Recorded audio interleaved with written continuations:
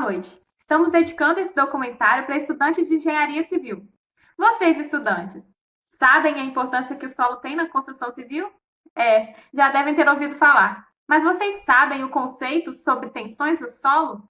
Sabem o que o tipo do solo, a sua profundidade ou até o nível do lençol freático que tem neste solo influencia na sua resistência ou capacidade de deformação? Bom, é isso que queremos explicar para vocês.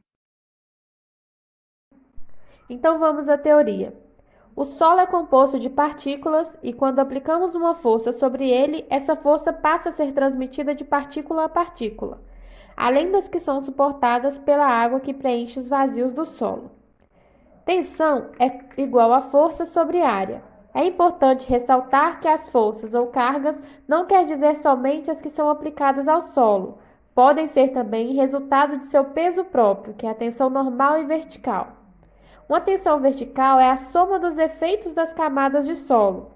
A pressão neutra já envolve o nível do lençol freático. Chama-se neutra porque não causa nenhum efeito mecânico no solo.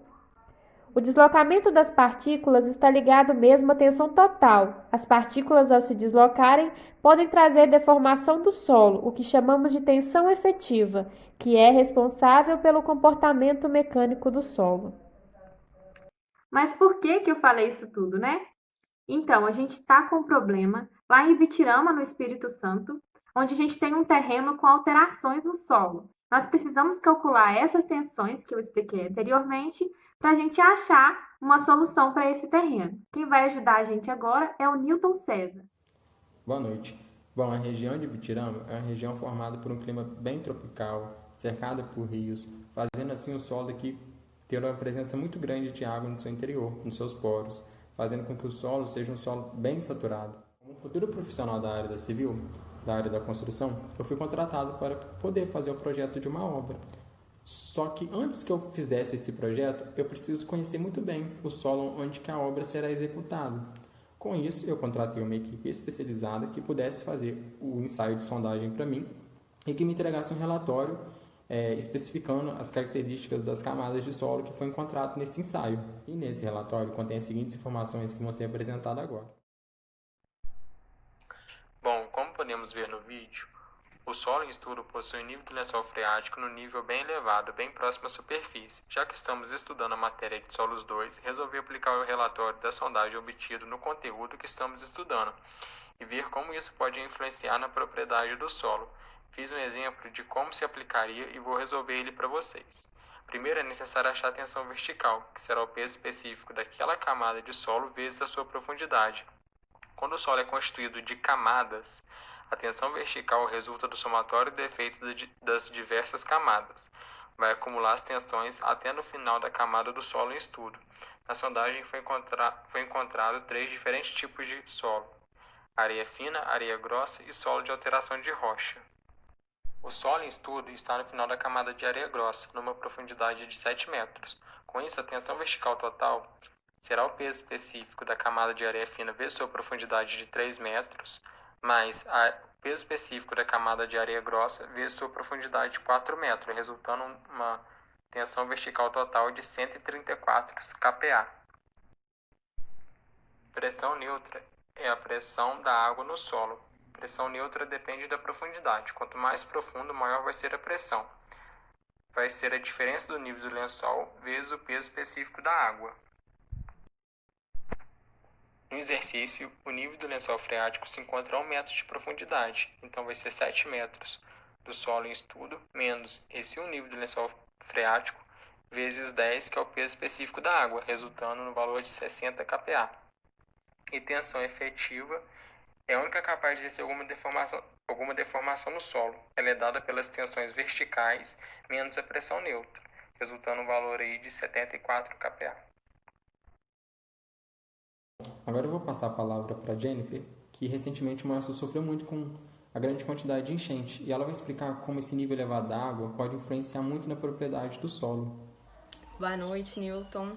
Então, eu falo aqui diretamente da cidade de Manhuaçu, que inaugurou esse maravilhoso ano apocalíptico de 2020, um ano calmo, tranquilo, sem grandes problemas, com chave de ouro. Infelizmente, Manhuaçu presenciou em janeiro uma enchente de grandes proporções que causou à cidade prejuízos financeiros e tivemos até mesmo mortes. Mas na edição de hoje nós vamos aprender um pouco, matematicamente, o que acontece com a tensão efetiva de um solo após uma enchente. Para iniciar a nossa resolução, assim como foi feito na questão 1, começamos calculando a tensão vertical, que é dada pela profundidade vezes a densidade específica do solo. O exercício nos forneceu os valores de densidade específica da primeira camada sendo como 18 kN por metro cúbico, com uma espessura de 3 metros, e a segunda camada, de areia grossa, de 20 kN por metro cúbico, com uma espessura de 4 metros. Além disso, a gente tem que o exercício nos forneceu também que uma enchente ocorreu e elevou o nível da água até a cota mais 2 metros acima do terreno. É por isso que nesse exercício nós vamos levar em consideração também a densidade específica da água, que é 10. E aqui nós multiplicamos pela cota que foi acima do nível da água, de 2 metros.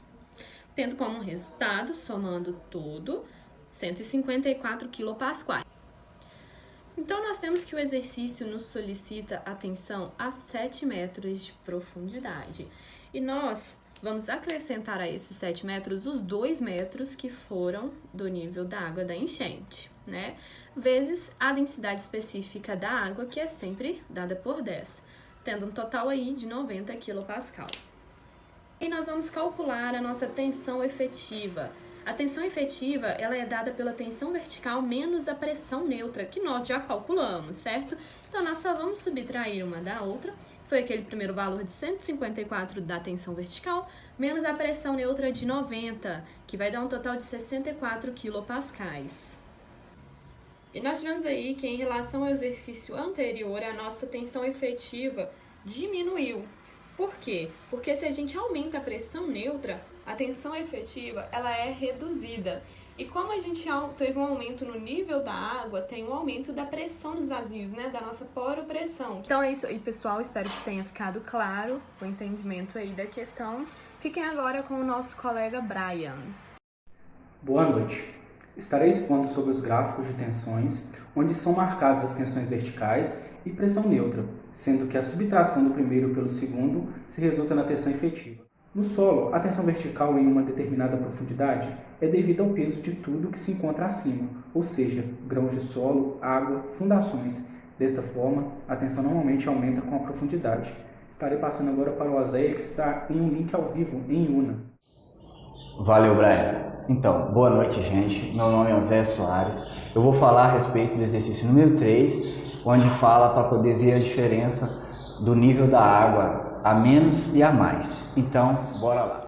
Então, a gente vai pegar a tensão primeira, a tensão vertical, que vai de 0 a 54, que é a primeira camada de solo. Na segunda, mais 80, que tem que somar, que vai dar 134. Aí temos a primeira reta. Aí a gente vai pegar agora e pegar a tensão neutra, que vai a menos 1, onde é o nível da água, até 60. Então, temos aqui a tensão efetiva a 7 metros. Essa aqui é a tensão efetiva de 74 kN. Então, a gente vai para a água a nível mais 2. Então, a água aí vai de 0 a 20, Depois de 20 mais os 54, você soma. Vai 74, e de 74 mais 80, 154.